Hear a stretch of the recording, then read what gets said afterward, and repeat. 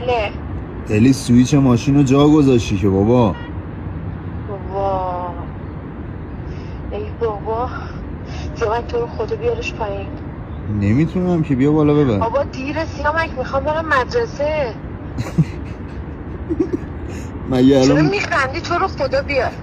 الان مگه تو ماشین نیستی؟ مگه در حال حرکت نیستی؟ آره خب وای میسم. ماشین رو با چی روشن کردی؟